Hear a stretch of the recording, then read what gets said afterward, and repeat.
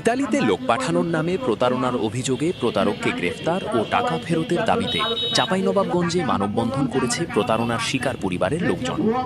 আজ রবিবার সকালে শহরের উপকণ্ঠ বারঘুরিয়া ব্রিজ চত্বরে চামাগ্রাম ভেলাপাড়ার ক্ষতিগ্রস্ত পরিবারের ব্যানারে এই মানববন্ধন করা হয়। ঘণ্টাব্যাপী চলা মানববন্ধনে বক্তারা অভিযোগ করে বলেন, বারঘুরিয়া ইউনিয়নের রবু মেম্বারের ছেলে মোহাম্মদ আলী কালু ও তার ভাই পালু ইতালি পাঠানোর নামে এলাকার 12 জনের কাছ থেকে 2022 সালে প্রায় 90 লাখ টাকা নিয়ে ভুয়া ভিসা প্রদান করে। পরে ওই ভিসা ইতালি দূতাবাসে জমা দেয়া হলে ভিসাগুলো জাল বলে ফেরত দেয়া হয়। এরপর কালু ও পালুর কাছে টাকা ফেরত চাওয়া হলে ভুক্তভোগীদের টাকা ফেরত না দিয়ে টালবাহানা করে আসছে। বর্তমানে পালু ইতালিতে বসবাস করছে, কিন্তু ক্ষতিগ্রস্তদের টাকা ফেরত না দিয়ে উল্টো তাদের পরিবারকে হুমকি দেয়া হচ্ছে। প্রতারিত যুবকদের কাছ থেকে নেয়া টাকা ফেরত সহ প্রতারকদের বিরুদ্ধে ব্যবস্থা নিতে প্রশাসনের হস্তক্ষেপ কামনা করেন বক্তাগণ। মানববন্ধনে বক্তব্য রাখেন ভুক্তভোগী আশিক আলী, নূর ইসলাম, নূরনাহার খাতুন, সুলেখা খাতুন প্রমুখ।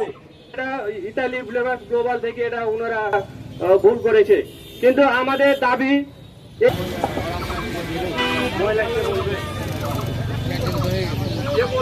আমার ছেলেকে ধরেন বলেছিল যে ইতালি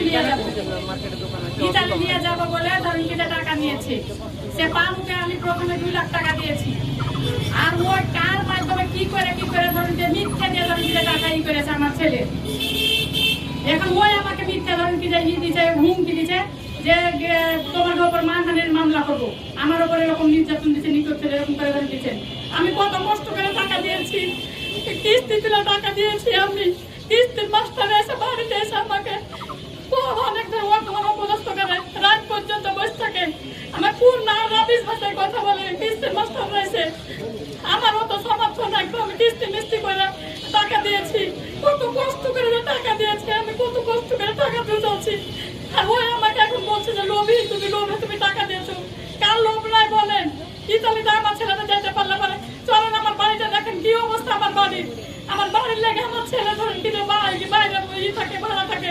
আমার বাড়িতে একটা বাথরুম নাই, আমার হাসেলটা রান্নাঘর সব কিছু আমার ভাঙে চুরে পড়ে গেছে, কিছু রাখো। আর 10 লাখ টাকা দিয়ে আমাকে আজ এই অবস্থা করেছে। 10 লাখ টাকা ও যদি এরকম মানববন্ধন করেছি, এত যদি সমাধান না হয়, তাহলে ইতালির প্রধানমন্ত্রী জর্জিয়া মেলোনির কাছে আমরা ব্যাপকভাবে আবেদন করবো যে সেখান থেকে তার সুরাহা করে, সেখান থেকে যাতে তাকে ধরে বাড়ি পাঠিয়ে দেওয়া হয়। এখান থেকে যদি আমরা সুরাহা করতে না পারি, এতগুলো টাকা 45 জন মানুষের টাকা, এতগুলো 50,000 10 লাখ টাকা দিলে কত টাকা হয়? সে যায় ইতালিতে বাড়ি করে, গাড়ি করেছে, শান্তিভাবে বসবাস করছে, আর এরকম দুস্থ অসহায় মানুষগুলোকে এরকম তারা কান্দাইছে। সাথে প্রতারণা করে কোনো মোবাইলে যোগাযোগ করে না, টাকা দেওয়া কোনো ই করানোর একটা ব্যবস্থা করুন।